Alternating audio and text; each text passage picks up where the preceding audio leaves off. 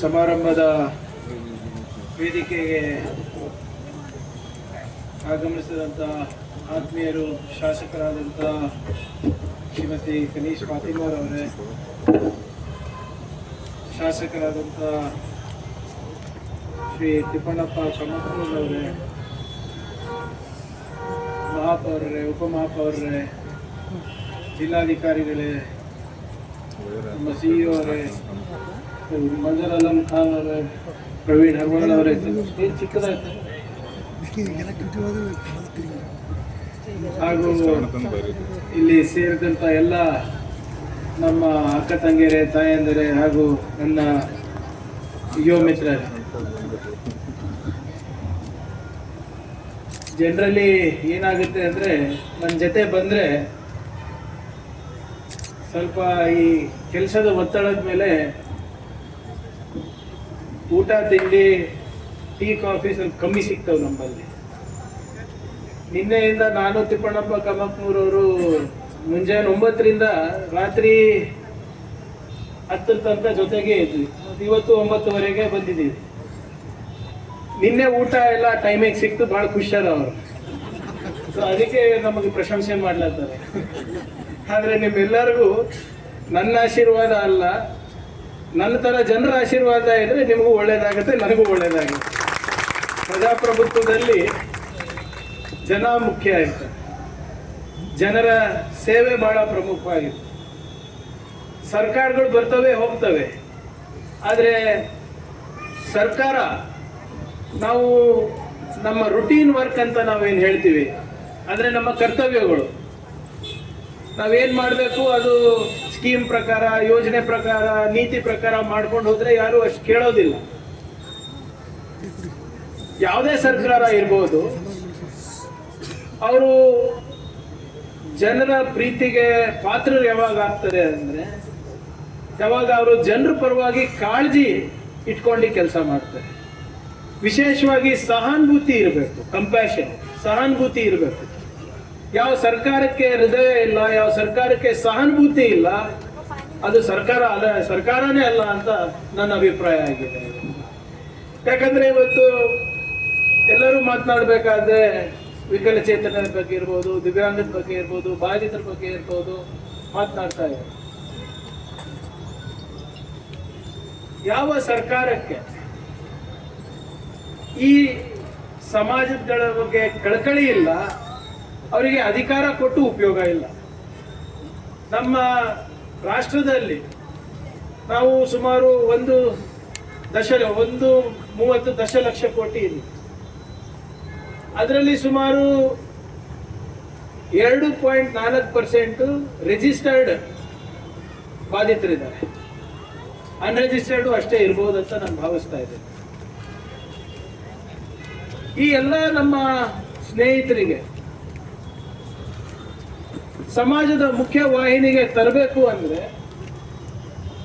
ಸರ್ಕಾರಗಳಿರ್ಬೋದು, ಖಾಸಗಿ ಸಂಸ್ಥೆಗಳಿರ್ಬೋದು, NGOಗಳಿರ್ಬೋದು, ಗಣ್ಯ ವ್ಯಕ್ತಿಗಳಿರ್ಬೋದು, ಎಲ್ಲರೂ ಸೇರಿ ಒಗ್ಗಟ್ಟಾಗಿ ಒಮ್ಮನಸ್ಸಿನಿಂದ ಇಲ್ಲಪ್ಪ ನಾವು ಈ ಜನರಿಗೆ ನಾವು ಒಂದು ಸ್ವಾಭಿಮಾನದ ಬದುಕು ಕೊಡಬೇಕು, ನಾವು ಅವರಿಗೆ ಮುಖ್ಯವಾಹಿನಿಗೆ ತರಬೇಕು ಅಂತ ಅವರು ಪಟ್ಟು ಹಿಡಿದ್ರೆ ಮಾತ್ರ ನಾವು ಒಂದು ಒಳ್ಳೆ ವಾತಾವರಣ ಸೃಷ್ಟಿ ಮಾಡ್ಬೋದು ಸಮಾಜದಲ್ಲಿ.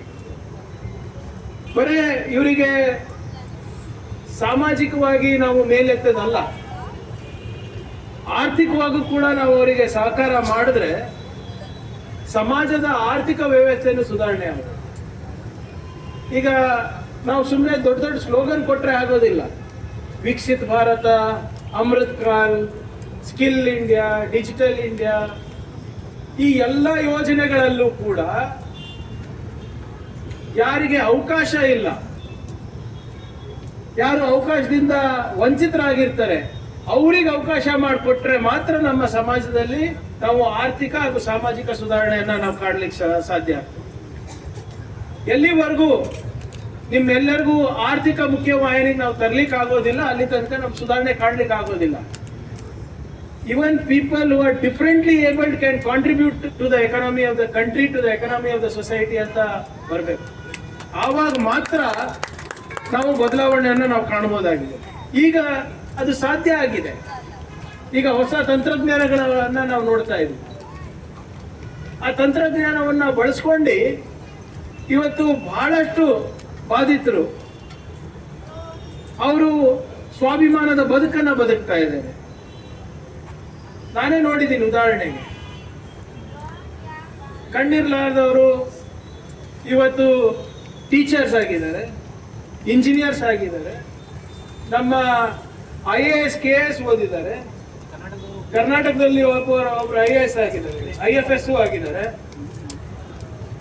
ಅಂದ್ರೆ ಮುಂಚೆ ಆ ತಂತ್ರಜ್ಞಾನ ಇರಲಿಲ್ಲ, ಇವಾಗ ತಂತ್ರಜ್ಞಾನ ಲಭ್ಯ ಇದೆ. ನಾನೇ ನೋಡ್ತಾ ಇದ್ದೀನಿ. ನಿಮ್ಮೆಲ್ಲರ ಆಶೀರ್ವಾದದಿಂದ ಇವತ್ತು ನಾನು ಮಾಹಿತಿ ತಂತ್ರಜ್ಞಾನದ ಸಚಿವನಾಗಿದ್ದೇನೆ. ನವೋದ್ಯಮಗಳಲ್ಲಿ ಇಡೀ ವಿಶ್ವದಲ್ಲಿ ಕರ್ನಾಟಕ 8ನೇ ಸ್ಥಾನದಲ್ಲಿದೆ. ಇಡೀ ರಾಷ್ಟ್ರದಲ್ಲಿ ನಾವು ಮೊದಲನೇ ಸ್ಥಾನದಲ್ಲಿದ್ದೀವಿ. ಎಷ್ಟು ಸಂತೋಷ ಆಗುತ್ತೆ. ನಾವು ನವೋದ್ಯಮಗಳಿಗೆ ಎಲಿವೇಟ್ ಅಂತ ಒಂದು ಪ್ರೋಗ್ರಾಮ್ ಮಾಡ್ತೀವಿ. ಅಲ್ಲಿ ಸುಮಾರು 50 ಲಕ್ಷ ಒಂದೊಂದು ನವೋದ್ಯಮಗಳಿಗೆ ಕೊಡ್ತೀವಿ. ಹೊಸ ತಂತ್ರಜ್ಞಾನ ಇದೆ. ಹಲವಾರು ಬಾರಿ ನಾನು ನೋಡಿದ್ದೀನಿ, ಆ ಸ್ಟಾರ್ಟ್ಅಪ್ ಫೌಂಡರ್ ಯಾರಿರ್ತಾರೆ, ಆ ನವೋದ್ಯಮದ ಮಾಲಕರು ಯಾರಿರ್ತಾರೆ, ಅವ್ರಿಗೆ ಏನಾದರೂ ಒಂದು ಡಿಸಬಿಲಿಟಿ ಇರ್ತದೆ. ಏನಾದರೂ ಒಂದು ಕೈಯನ್ನು ಸಣ್ಣದಿರ್ತದೆ, ಸರಿಯಾಗಿ ಅದ ಪೋಲಿಯೋ ಎಫೆಕ್ಟೆಡ್ ಇರ್ತಾರೆ, ಬಾಧಿತರು ಇರ್ತಾರೆ. ಹೀಗೆ ತಂತ್ರಜ್ಞಾನವನ್ನು ಬಳಸ್ಕೊಂಡು ಇವತ್ತು ಅವ್ರು ಯಶಸ್ಸು ಕಾಣ್ತಾ ಇದ್ದಾರೆ. ನಾವೇ ಕೊಟ್ಟಿದ್ದೀನಿ, ಏನಿಲ್ಲ, 4-5 ಸ್ಟಾರ್ಟಪ್ಸಿಗೆ ನಾವೇ ಫಂಡಿಂಗ್ ಮಾಡಿದ್ದೀವಿ. 30 ಲಕ್ಷ 35 ಲಕ್ಷ ಎಲ್ಲ ನಾವು ಮಾಡಿದ್ದೀವಿ ಇವತ್ತು. ಅದಕ್ಕೆ ನಮ್ಮ ಭವರ್ ಅವರಿಗೆ, ಫೌಜಿ ಅವರಿಗೆ ನನ್ನ ಸಲಹೆ ಏನಂದ್ರೆ, ನಮ್ಮ ಸುದೈವಕ್ಕೆ ಡಾಕ್ಟರ್ ಶರಣ್ ಪ್ರಕಾಶ್ ಅವರು, ಯಾರು ಸ್ಕಿಲ್ ಡೆವಲಪ್ಮೆಂಟ್ ಮಿನಿಸ್ಟರು, ನಮ್ಮ ಭಾಗದವರೇ ಇದ್ದಾರೆ. IT ಮಿನಿಸ್ಟರು ನಿಮ್ಮ ಭಾಗದವರೇ ಇದ್ದೀವಿ. ನಾವಿಬ್ರು ಸೇರಿ ಒಂದು ವಿಶೇಷವಾದಂಥ ಪ್ರೋಗ್ರಾಮ್ ಅನ್ನ ನಮ್ಮ ಜನರಿಗೆ ಮಾಡೋಣ. ಯಾಕಂದ್ರೆ ನಾವು ಇಡೀ ರಾಜ್ಯಕ್ಕೆ ನಾನು ಮಾಡ್ತಾ ಇರೋದು ಒಂದು centre of excellence for assistive technology ಅಂದ್ಬಿಟ್ಟು ಇಂಡಿಯಾನಲ್ಲಿ ಎಲ್ಲೂ ಇಲ್ಲ. ಅದನ್ನ ನಾವು ಈ ಒಂದೆರಡು ತಿಂಗಳಲ್ಲಿ ನಾವು ಪ್ರಾರಂಭವನ್ನ ನಾವು ಮಾಡ್ತಾ ಇದ್ದೀವಿ. Centre of excellence for assistive technology ಅಂದ್ಬಿಟ್ಟು ಇದರಲ್ಲಿ ನಾವು ಏನ್ ಮಾಡ್ತಾ ಇದೀವಿ ಅಂದ್ರೆ, ನಾವು ಬಾಧಿತರಿಗೆ ಯಾವ ಹೊಸ ತಂತ್ರಜ್ಞಾನವನ್ನು, ಹೊಸ ಆವಿಷ್ಕಾರವನ್ನ ನಾವು ಸೃಷ್ಟಿ ಮಾಡಬಹುದು, ಇದಕ್ಕೊಂದು ಕೇಂದ್ರ ಆಗುತ್ತೆ. ಅದಕ್ಕೆ ನಾವು ಸ್ಕಿಲ್ ಡೆವಲಪ್ಮೆಂಟ್ ಸ್ಪೆಷಲ್ ಪ್ರೋಗ್ರಾಮ್ ಒಂದು ಕಲಬುರಗಿಗೆ ಮಾಡೋದು. ನಮ್ಮ ಎಲ್ಲಿ ಆಫೀಸರ್ಸ್ ಯಾರಪ್ಪ ಇಲ್ಲಿ ಯಾರಿದ್ದಾರೆ? ನೋಡಿ, ಸ್ಕಿಲ್ ಡೆವಲಪ್ಮೆಂಟು ಮತ್ತೆ ನಮ್ಮ ಇಲಾಖೆದು ಎರಡೂ ಯಾವ್ಯಾವ ಯೋಜನೆಗಳಿದೆ ಅಂತ ನೀವು ಚೆಕ್ ಮಾಡ್ಕೊಂಡು ದಯವಿಟ್ಟು ಒಂದು ಕಲಬುರಗಿಗೆ ಒಂದು ಪ್ರಯೋಗ ಮಾಡಿ. Let the first experiment start from Kalaburagi. ಇಲ್ಲಿ ಯಶಸ್ಸು ಕಂಡ್ರೆ ಇಡೀ ರಾಜ್ಯಕ್ಕೆ ತಗೊಂಡು ಹೋಗುವ ಜಿಮ್ಮೆದಾರಿ ನಂದಾಗ್ತದೆ. ಸೊ ಅದರಿಂದ ಇದು ಒಂದು ನಾವು ಮಾಡಬೇಕು. ಯಾಕಂದ್ರೆ ಸುಮ್ಮನೆ ನಾವು 1.5-2 ಕೋಟಿ ರೂಪಾಯಿ ನಾವು 1.5-2 ಕೋಟಿ ರೂಪಾಯಿ ನಾವು ಒಳ್ಳೆ ಕುರ್ಚಿಗಳಿಗಿರ್ಬೋದು, ಕಂಪ್ಯೂಟರ್ ಇರ್ಬೋದು, ವಾಹನ ಇರ್ಬೋದು ಕೊಡೋದು ನಮ್ಮ ಕರ್ತವ್ಯ, ನಾವು ಮಾಡೋಣ. ಆದರೆ ಅದಕ್ಕಿಂತ ಹೆಚ್ಚಾಗಿ ನಾವು ಏನು ಮಾಡ್ಬೋದು? ಈಗ ನಾವು ವಿಲೇಜ್ ರಿಹ್ಯಾಬಿಲಿಟೇಷನ್ ವರ್ಕರ್ಸಿಗೆ ಅವರಿಗೆ ಕೂಡ್ಲಿಕ್ಕೆ ತ್ರಾಸ ಆಗ್ತಾ ಇತ್ತು ಅಂದ್ಬಿಟ್ಟು ಇವತ್ತು ನಾವೆಲ್ಲ ಅವರಿಗೆ ಟೇಬಲ್ ಕುರ್ಚಿ ಕೊಟ್ಟಿದ್ದೀವಿ. ಆದರೆ ಅವರಿಗೆ ಇನ್ನ ಉನ್ನತವಾಗಿ ನಾವು ಏನು ಕೆಲಸ ಮಾಡ್ಬೋದು ಅದನ್ನ ನೋಡ್ಬೇಕಾಗ್ತದೆ. ಈಗ ನಾವು ಬರೇ ವೆಹಿಕಲ್ ಕೊಡೋದು ಅದು ನಮ್ಮ ಜಿಮ್ಮೆದಾರಿನ? ವೆಹಿಕಲ್ ಕೊಟ್ಟ ತಕ್ಷಣ ಅವ್ರು ಸ್ವಾವಲಂಬಿತರಾಗ್ತಾರ? ಇಲ್ಲ, ಸ್ವಲ್ಪ ಅವರಿಗೆ ಮೊಬಿಲಿಟಿ ಫ್ರೀಡಮ್ ಸಿಗುತ್ತೆ. ಬೇರೆ ಕೆಲಸಕ್ಕೆ, ಬೇರೆಯವ್ರ ಮನೆಗೆ ಹೋಗ್ಲಿಕ್ಕೆ, ಸಭೆ ಸಮಾರಂಭಕ್ಕೆ ಅನುಕೂಲ ಆಗುತ್ತೆ. ಆದ್ರೆ ಅವರ ಆರ್ಥಿಕ ನೆರವಿಗೆ ಕೂಡ ನಾವು ಸಹಕಾರ ಮಾಡಬೇಕು ಅಂದ್ಬಿಟ್ಟು ಆ ನಿಟ್ಟಿನಲ್ಲಿ ತರಬೇತಿಗಳನ್ನ, ಆ ನಿಟ್ಟಿನಲ್ಲಿ ನಾವು ವ್ಯಾಪಾರದ ಯೋಜನೆಗಳನ್ನ ನಾವು ಹಾಕ್ಬಿಟ್ಟು ಕೊಡ್ಬೇಕಾಗ್ತದೆ. ಅದನ್ನು ಕೂಡ ನಾವು ಮಾಡ್ಲಿಕ್ಕೆ ತಯಾರಿರ್ತೀವಿ. ಈಗ ತಾನೇ ನಮ್ಮ ಸ್ನೇಹಿತರು ಮಾತನಾಡ್ಬೇಕಾದ್ರೆ ಹೇಳ್ತಾ ಇದ್ದೀನಿ ಅರಿವು ಕೇಂದ್ರದ ಬಗ್ಗೆ. ಅರಿವು ಕೇಂದ್ರಗಳು ನಮ್ಮ ಗ್ರಾಮೀಣ ಮಟ್ಟದಲ್ಲಿ ಇರುವಂತಹ ಲೈಬ್ರರಿ, ಗ್ರಾಮೀಣ ಮಟ್ಟದ ಜನ ಬಂದಿದ್ರೆ ತಮ್ಗೆ ಗೊತ್ತಿರ್ತದೆ, 6,000ಕ್ಕಿಂತ ಹೆಚ್ಚು ಲೈಬ್ರರಿ ನಮ್ಮಲ್ಲಿ ಇದೆ. ಮುಂಚೆ ಅದು ಯಾರು ಅದಕ್ಕೆ ತಿರುಗಿ ನೋಡ್ತಾ ಇರಲಿಲ್ಲ. ಆದ್ರೆ ಇವಾಗ ಅರಿವು ಕೇಂದ್ರಗಳಿಂದ ಇವತ್ತು ಹೊಸ ಪ್ರತಿಭೆಗಳನ್ನ ನಾವು ಸೃಷ್ಟಿ ಮಾಡ್ತಾ ಇದೀವಿ. 100 ಜನ ಇವತ್ತು ಟೀಚರ್ಸ್ ಎಕ್ಸಾಮ್ ಇವತ್ತು ಅರಿವು ಕೇಂದ್ರಗಳಿಂದ ಕೊಡ್ತಾರೆ. ಪೊಲೀಸ್ ಇಲಾಖೆಗೆ ಟ್ರೈನಿಂಗು ಇವತ್ತು ನಮ್ಮ ಅರಿವು ಕೇಂದ್ರಗಳಿಂದ ಆಗ್ತಾ ಇದೆ. ಸ್ಟೂಡೆಂಟ್ಸ್ ಇರ್ಬೋದು, PhD ಸ್ಕಾಲರ್ಸ್ ಇರ್ಬೋದು, ಇವತ್ತು ಅಲ್ಲಿನ ಡಿಜಿಟಲ್ ಲೈಬ್ರರಿಯನ್ನ ಏನು ಇದನ್ನ ಉಪಯೋಗ ಮಾಡ್ಕೊಂಡು, ಸವಲತ್ತುಗಳನ್ನ ಉಪಯೋಗ ಮಾಡ್ಕೊಂಡು ಇವತ್ತು ಅವ್ರ ಹೊಸ ಆವಿಷ್ಕಾರಗಳು ಮಾಡ್ತಾ ಇದ್ದಾರೆ. ಅದೇ ನಿಟ್ಟಿನಲ್ಲಿ ಅಲ್ಲಿ ಆ ಊರಿನ ಅಲ್ಲಿ ಯಾರ ಬಾಧಿತರಿದ್ರೆ ಅವರಿಗೆ ಬ್ರೇಲ್ ಸವಲತ್ತು ಕೂಡ ಮಾಡಿಕೊಟ್ಟಿದ್ವಿ. ಮತ್ತೆ ನಮ್ಮ ಅದೇನಂತಾರ್ರಿ ಅಮೆಝಾನ್ ಡಾಟಾ ಏನದು ವಾಯ್ಸ್ ರೆಕಗ್ನಿಷನ್, ಅಲೆಕ್ಸಾ, ಅಮೆಝಾನ್ ಅಮೆಝಾನ್ದು ಅಲೆಕ್ಸಾ ಡಿವೈಸು ಕೊಟ್ಟಿದ್ದೀವಿ ಆಲ್ಮೋಸ್ಟ್ 1,000 ಅರಿವು ಕೇಂದ್ರಗಳಿಗೆ. ನೀವೇನು ಪ್ರಶ್ನೆ ಕೇಳ್ತೀರಾ ಕನ್ನಡದಲ್ಲಿ, ಅದು ಕನ್ನಡದಲ್ಲೇ ಉತ್ತರ ಕೊಡ್ತದೆ. ಸೊ ಹೀಗಾಗಿ ನಮ್ಮ ಒಂದು ಪ್ರಾಮಾಣಿಕ ಪ್ರಯತ್ನ ಯಾವಾಗಲೂ ಕೂಡ ಇದು ಇರುತ್ತೆ. ಮತ್ತೆ ವಿಶೇಷವಾಗಿ ನಮ್ಮ ಜಿಲ್ಲೆನಲ್ಲಿ ಕಳೆದ 1.5 ವರ್ಷದಿಂದ ಒಂದು ಪ್ರಯತ್ನ ಕೂಡ ನಾವು ಮಾಡ್ತಾ ಇದ್ದೀವಿ. ಈಗಾಗಲೇ ಒಂದು ಬ್ಲೈಂಡ್ ಸ್ಕೂಲಿಗೆ, ಹೊಸ ಬ್ಲೈಂಡ್ ಸ್ಕೂಲ್ ಇಲ್ಲಿ ಲಾಸ್ಟ್ ಅವಾಗ ಖರ್ಗೆ ಸಾಹೇಬ್ರಿಂದ ಕಟ್ಸಿದ್ರು. ಅದು 30-40 ವರ್ಷದ ಹಿಂದೆ, ಅದು 60 ಇಯರ್ಸ್, 60 ವರ್ಷದ ಹಿಂದೆ. ಅದಾದ್ಮೇಲೆ ಅನುದಾನ ಖರ್ಗೆ ಸಾಹೇಬ್ರೆ ಕೊಟ್ಟು ಸ್ವಲ್ಪ ರೀಫರ್ಬಿಶ್ಮೆಂಟ್ ಮಾಡಿಸಿದ್ರಂತೆ. ಅದಾದ್ಮೇಲೆ ನಾವೆಲ್ಲರೂ ಯಾರು ಆ ಕಡೆ ಗಮನ ಕೊಟ್ಟಿಲ್ಲ. ಈಗ ಅದನ್ನ ಸಂಪೂರ್ಣವಾಗಿ ಡೆಮಾಲಿಷ್ ಮಾಡಿ ಒಂದು ಹೊಸ ಬ್ಲೈಂಡ್ ಸ್ಕೂಲು, ಆಧುನಿಕ ಬ್ಲೈಂಡ್ ಸ್ಕೂಲ್ ಅನ್ನ ನಾವು ಈ ವರ್ಷದ ಒಳಗಡೆ ಕಂಪ್ಲೀಟ್ ಮಾಡಿ ಜನರಿಗೆ ಹಸ್ತಾಂತರ ಮಾಡ್ತೀವಿ. ಬಟ್ ಅದು ಅಷ್ಟೇ ಅಲ್ಲದೆ ನಾವು ಬರೇ ಏನು ಭಾಷಣ ಅಲ್ಲ, ಹಿಂದಿನ